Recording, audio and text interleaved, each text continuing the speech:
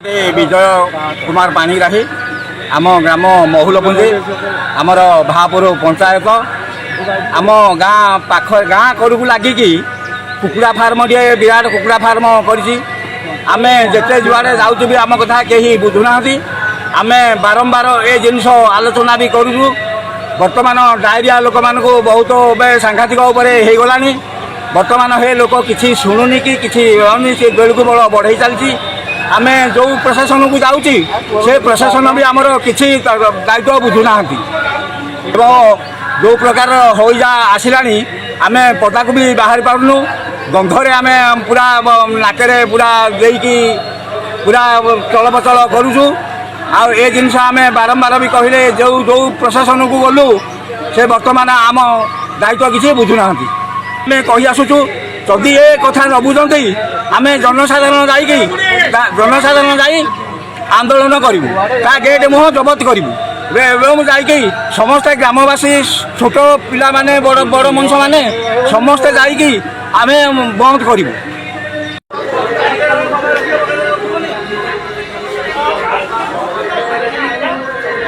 हाँ आम महुलपुंजी आमर जो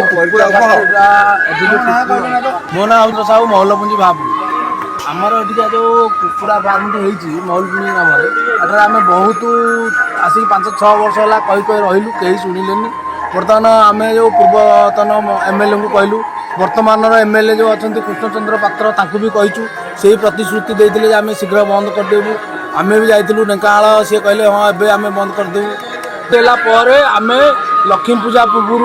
ए वर्षर लक्ष्मी पूजा पूर्व जाइलु पापा महुलपुंजी ग्रामर सभापति आम 10-12 जन लोक जाइलु मंत्री सांगे सांगे टेलीफोन कले सब कलेक्टर को कले से बर्तमान कलेक्टर आसते दिने सब कलेक्टर से किंतु खाली आमको मुंड टेंगारिकी कहीकि गले सब आम बुझीबू तुम चुप रह एपर्यंत आउ थे आमर विष्णु लेंका बाबू आसते सी भी कहले आम बुझीबू तुम किसी व्यस्त हुअनि एबे फेर आउ जड़े आसते आमर मंडल सभापति सी भी कहले आम बुझीबू आउ तुम भुवनेश्वर जीवा सब एकाठे या कही आम ये कुकुड़ा फार्म उठापी एठू आम आज की 7 वर्ष है लगिचु 7 वर्ष है जो कुकुड़ा फार्म कहले जूस फैक्ट्री कर सी प्रथम जूस फैक्ट्री करने आम गाँव वाला जगह नेला जूस फैक्ट्री करने आंब गच बहुत भी लगेला आम कहलु हाँ जूस फैक्ट्री कर भल आउे किसी दिन पर हठात सी आणिकी कुकुड़ा रखिला कुकुड़ा रखा पूर्व यही सांगे सांगे आम गाँव वाला एकाठे आम कलेक्टर पाक जाकि दरखास्त देलु से कलेक्टर कहले आउ तू ये ना सी ना एकर एकर कर कमटा आमको माने गेबेले की कथा को हाँ कले कलेनी तापर एटा आम अनशन कलु गेट टे जाकि तथापि से शुणिलेनी तापर आम कौन कलु ये आम आमर पंचायत निर्वाचन समय आम भोट वर्जन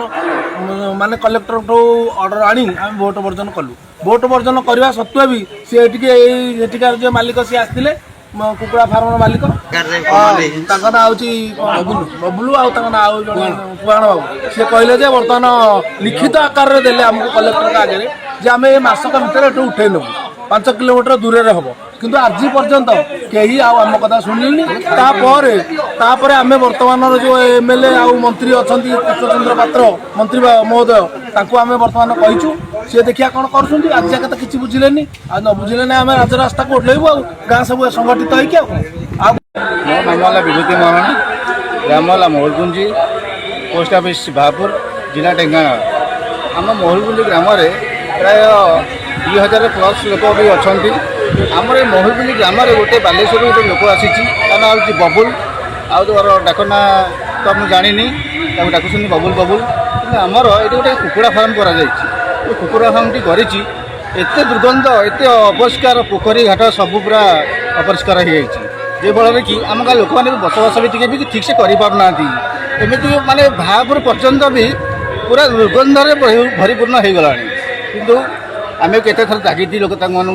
गाँव को भी डकईचु गाँव में लोक मैंने सभा भी कर सी कही अम करी सम करी पाउडर बनैबी कि किसी कर प्रश्न भी धरुनी आमर यापर आमर बबुल बाबू को केथर भी कही विषय सी भी मानिला ना कि आम डायरेक्ट गलु कलेक्टर ऑफिस आम कि गाँव प्राय 99% लोक आम कलेक्टर ऑफिस जाइलु से कलेक्टर ऑफिस भी प्रतिश्रुति देता आम कंपनी आम उठे देवाई ଆଉ କହିଥିଲା ଯେ ଆମକୁ ଜୁସ୍ କମ୍ପାନୀ କରିବା ପାଇଁ ଏଠି କହିଥିଲା କୁକୁଡ଼ା ଫାର୍ମ କରିବା ପାଇଁ କହିଥିଲା ସେ ଜୁସ୍ କମ୍ପାନୀ କରିବା ପାଇଁ କହିଥିଲା କିନ୍ତୁ ଜୁସ୍ କମ୍ପାନୀ ବଦଳରେ କୁକୁଡ଼ା ଫାର୍ମଟିଏ କଲା ଅତିରୁ ଇତି ଗୋଟେ ବ୍ୟାଚ୍ କରିଥିଲା ଏବେ ଅଧିକରୁ ଅଧିକ ପରିମାତ୍ରାରେ ବି ବଢ଼ି ଚାଲିଲାଣି କିନ୍ତୁ ଆମର କଲେକ୍ଟର ଅଫିସ୍ ଯେତେବେଳେ ଆସି ସାରିଲା ପରେ ବି ଆମ ଗାଁରେ କିଛି ଲୋକ ଗୋଟେ ବୈଠକ କରିଥିଲୁ ବୈଠକ କରିକିନା ଆମର ଗୋଟେ ଭୋଟ ବର୍ଜନ ବି କରିଥିଲୁ ଗାଁରେ ଭୋଟ ବର୍ଜନ କରିକି ଯେତେବେଳେ ଆମର ଏଠି ସବୁ ପୋଲିସ ପ୍ରଶାସନ ଆମର କଲେକ୍ଟର ବି ସବୁ ଆସିଥିଲେ ସବ୍ କଲେକ୍ଟର ଆସିଥିଲେ କିନ୍ତୁ ଆମର ଏଇ ବନ୍ଧଟି ସିଏ ପ୍ରତିଶ୍ରୁତି ଦେଇଥିଲା ଯେ ଆମର ବି ଲିଖିତ ଆକାରରେ ଲିଖି ଦେଇଥିଲା 5 କିଲୋମିଟର ଦୂରକୁ ଆମର କୁକୁଡ଼ା ଫାର୍ମଟା ସେ ଉଠେଇ ନେବା ପାଇଁ ପ୍ରତିଶ୍ରୁତି ଦେଇଥିଲା କିନ୍ତୁ ଆମେ ସେଇ ସକାଳେ ଭୋଟ ବି ଗାଁରେ ଗୋଟେ ଭୋଟ ଦେଲୁ ତାପରେ ସିଏ ଏଠୁ ଆଉ ଉଠିବାର ଚାନ୍ସ ବି ଧଇଲାନି ଭୋଟ ବର୍ଜନ ବି କଲୁ ତାପରେ ଭୋଟ ବି ବର୍ଜନ ବି କଲୁ କିନ୍ତୁ ସିଏ ଆଉ ଟୋଟାଲି ବି ମାନିଲୁନି ନାହିଁ ସେ ଗୋଟେ ଲେୟାର ସେ ବଢ଼େଇ ଚାଲିଛି ଦିନକୁ ଆଉ ଏମିତିକି ଆଜିକାଲି ଦୁନିଆରେ ଯେତିକି ମାନେ ସବୁ ହଇଜା ଡାଇରିଆ ସବୁ ବାହାରିଲାଣି ଆଉ ଲୋକମାନେ ବି ଗାଁରେ ବି ଡରିଗଲେଣି ଗାଁ ରହିବା ପାଇଁ ମାନେ ଏମିତି ଟଣ୍ଡଣିଆ ମାଛି ଏତେ ଅପରିଷ୍କାର ବି ହେଇଗଲାଣି ଏ ବାଟ ବି ଟୋଟାଲି ଲୋକମାନେ ଭୟ ଗଲେଣି ଯିବାକୁ ବି ରାତିରେ ହଉ ବା ଦିନେ ଆଉ କ'ଣ କହିବି ଆଜ୍ଞା ହାତ ଟେକି ଦେଇଛି ପ୍ରଶାସନ ଯଦି ଆମ ଗାଁର କଥା ନ ଶୁଣିବେ ଖୋଲା କଥା କହୁଛୁ ଆମେ ଟୋଟାଲି ଅନଶନ କରିଦେବୁ ଟୋଟାଲି ରାସ୍ତାଘାଟ ଯେଉଁଠି ପାଇବୁ ଅନଶନ କରିଦେବୁ ଏତିକି ମୋର କହିବାର ପ୍ରକୃତ ମୁଁ ଶେଷ କରୁଛି ଘର ଆଜ୍ଞା ମହୁଲପୁଞ୍ଜି ଆଜ୍ଞା ମହୁଲପୁଞ୍ଜି ଆମ ଘର କିନ୍ତୁ ଏଠି ଗୋଟେ କୁକୁଡ଼ା ଫାର୍ମ କରିକି ଆଜ୍ଞା ଆମକୁ ବସେଇ ଉଠେଇ ଦେଉନି ତାପରେ ଏତେ ଗନ୍ଧ ହେଉଛି ଆମେ ଆଜ୍ଞା ସନ୍ଧ୍ୟାବେଳେ ସକାଳେ 12ଟା ବେଳେ ଭାତ ବି ଗଣ୍ଡେ ଖାଇପାରୁନୁ ଏଥିରେ ଲୋକ ଝାଡ଼ା ବାନ୍ତି ପ୍ରାୟ ସବୁ ହେଉଛନ୍ତି ଆମକୁ ଫାଷ୍ଟ ଆସିକି କହିଲା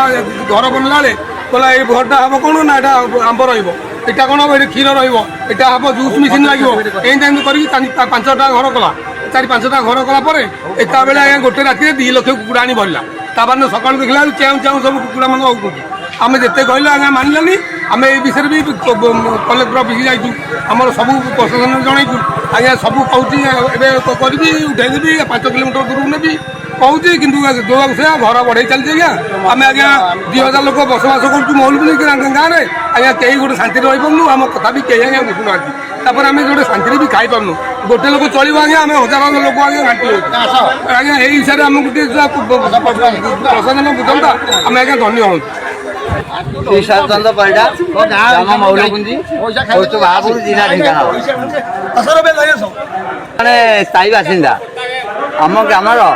ହାଫ୍ କିଲୋମିଟର ଦୂରରେ ଗୋଟିଏ କୁକୁଡ଼ା ଫାର୍ମ ସ୍ଥାପନ କରିଛି ଜଣେ ବିଦେଶୀ ଲୋକ ସିଏ ଯେତେବେଳେ ଫାଷ୍ଟ ଆସିଲା ଆମେ କହିଲୁ ଏଠି କ'ଣ ସଂସ୍ଥା ତୁମେ ଚଳାଇବ ନା ମୁଁ ଏଠି ନର୍ସରୀ କରି କିଛି ଗାଈ ଗୋରୁ ପାଳନ କରି ଏମିତି ଏଠି ଚଳେଇବି କିନ୍ତୁ ତା ଭିତରେ ସେ ଆଗ ଫାଷ୍ଟ ବାଉଣ୍ଡରୀ କରିଦେଲା ବାଉଣ୍ଡରୀ କଲା ପରେ ତା ଭିତରେ ସିଏ ଘର ଗଢ଼ି ଚାଲି ତାପରେ ଆମେ ଦେଖିଲା ବେଳକୁ ଯେତେବେଳେ କୁକୁଡ଼ା ଫାର୍ମ ଆରମ୍ଭ ହେଲା ଦୁର୍ଗନ୍ଧ ଯେତେବେଳେ ଆମ ପାଖକୁ ଆସିଲା ଆମେ କହିଲୁ କ'ଣ ଦେଖିଲା ବେଳକୁ ସିଏ ଆଗ 2-3ଟି କଲା 2-3ରୁ 6-7ଟା 7ଟାରୁ 10-12ଟା ପର୍ଯ୍ୟନ୍ତ ଅବିକା ବଢ଼େଇ ଚାଲିଛି ଆଉ ଲୋକ ଆମେ ବି 6-7 ବର୍ଷ କି 8 ବର୍ଷ ହେଲା ଏଥିପ୍ରତି ବହୁତ ପ୍ରତିବାଦ କରିକି ବହୁତ ଆଇନ କଳକୁ ବା ଆଇନର ଆଶ୍ରୟ ନେଇଛୁ ସମସ୍ତେ କହିଛନ୍ତି ହବ କିନ୍ତୁ କେହି ୟାର ପ୍ରତିକାର ଏପର୍ଯ୍ୟନ୍ତ ବି କରିପାରିଲେନି କିନ୍ତୁ ଆମେ ବହୁତ ଦୁଃଖିତ କାରଣ ଏଠି ରହିବା ଆମର ବହୁତ ଅସମ୍ଭବ କାରଣ ଏଠି ହାଫ୍ କିଲୋମିଟର ବସିଲେ ସୁଦ୍ଧା 4ଟା-5ଟା ବେଳକୁ ଆଜ୍ଞା ଏମିତି ଦୁର୍ଗନ୍ଧ ହେଉଛି ଯେ ଆମେ ପୁରା ନାକରେ ଗାମୁଛା ନ ଦେଇକି ବି ରହି ହେଉନି ତେଣୁକରି ଏହା ଯଦି ପ୍ରତିକାର ହୁଅନ୍ତା ଆମେ ଗ୍ରାମବାସୀ ଓ ବାହାରେ ଯେତେ ପଥ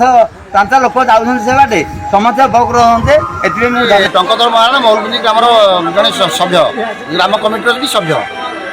ମୁଁ ଆଜ୍ଞା ମୋର କହିବା ମତଲବ ଆମେ ଦୀର୍ଘ 6 ବର୍ଷ ହେଲା ଆମର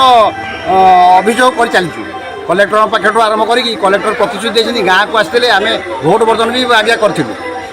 ଆମ କଥା କେହି ତ ଶୁଣିଲେନି ସବୁ ପ୍ରତିଶ୍ରୁତି ଦେଲେ କେହି ଶୁଣିଲେନି ବାରମ୍ବାର ଆମେ ତାଙ୍କ ପାଦ ତଳେ ପହଞ୍ଚିଲୁ ଇଏ ଆମର ଯେଉଁ କୁକୁଡ଼ା ଫାର୍ମଟି କରିଛି ସେ କୌଣସି କାଗଜପତ୍ର ଠିକ୍ ନାହିଁ ତାର ସବୁ ଫର୍ଜରୀ କାଗଜପତ୍ର ସବୁ ପଇସା ଦେବା ତାର କାମ ସବୁ ବଡ଼ ବାବୁମାନଙ୍କୁ ପଇସା ଦେଇ ପ୍ରଲୋଭିତ କରି ଆମ କଥା କେହି ଶୁଣୁନାହାନ୍ତି ଖାଲି ପ୍ରତିଶ୍ରୁତି ଦେଇଛନ୍ତି